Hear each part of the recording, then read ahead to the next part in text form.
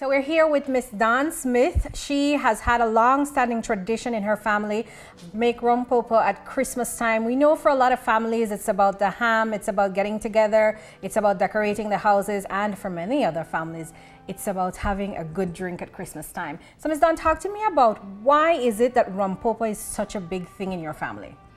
Well, it all started about 55 years ago. My uncle brought home a recipe for my mother and asked her to make this. And she did it. She tweaked it some, and this is where we're at today. All right, so today you're going to show us how to make this particular rum popo. So let's get into it.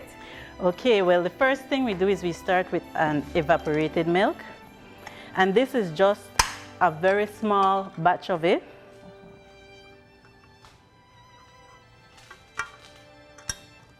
So we start with the evaporated milk. So any particular brand? No? I prefer the Dutch Lady, but I have used Carnation in the past as well. But for some reason, the Dutch Lady gives it a more creamier, thicker kind of feeling to it. And then we add 1 condensed milk. And we try to get as much as this condensed milk in it. You know, it's kind of thick. Is there anything different that you guys do when you make your rum popo at home? That's a hard question because, to be honest, I have never looked at anybody else's rum popo. Okay. So I have no idea what other people put in theirs, but I just know this is something that my mom taught me, and I'm hoping to teach my child it as well. How do you know when it's good, it's done? It's hard to tell. It's by feeling, when you feel as though it's going through it really smoothly. And then from there, once you get that feeling, you just add the milk. I mean, you add the eggs. You add it slowly, so it blends in there, very slowly. So how many eggs are you putting in right now? This one has 6 eggs in it. And I know you also have this process of where you take out the eye, so this is part of the eggs. First we separate, we add the eggs individually. We broke each one, take out the eye, and then from there we just add it like this. But the reason for taking out the eye is because, you know, when you're drinking that rum popo, you don't want to have something slipping down your throat. You know, that doesn't feel correct. So we take out the eye for that purpose.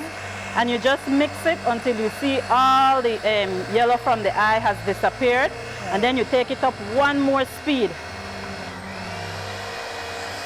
on the mixer, just to blend it all in. And again, it's the feel of it that lets you know. Once you look at it and you see that there isn't any egg that hasn't been blended, then you can add the vanilla. And the vanilla, it's about, this is a hard one to say. It's less than a quarter. It's about 1/8 of a cup in vanilla. And then we add the nutmeg. That's around 2 small nutmeg or 1 large nutmeg. And you just blend that around. Now the only thing I know is that some people do put it on the stove. We don't put it on the stove because the rum cooks it. It cooks the egg. So you just blend that all around.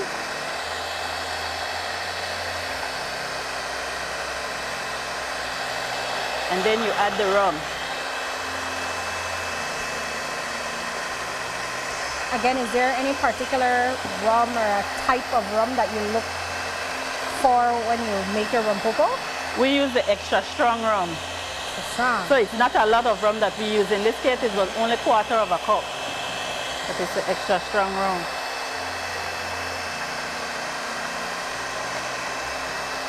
And that's it.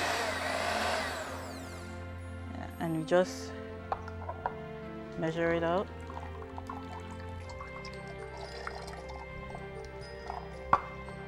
Now we know some people like to buy their rum popo, but as you're showing us here, you can make it within 15 minutes in your home.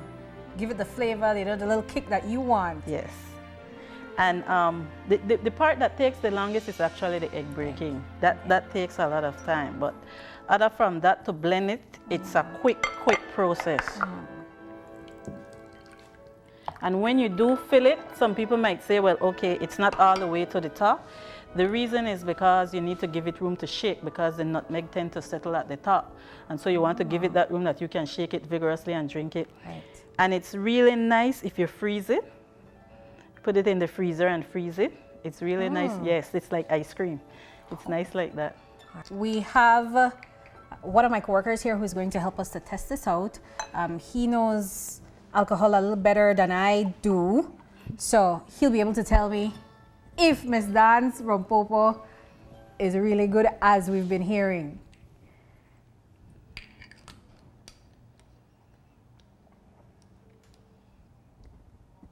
Rich. All right.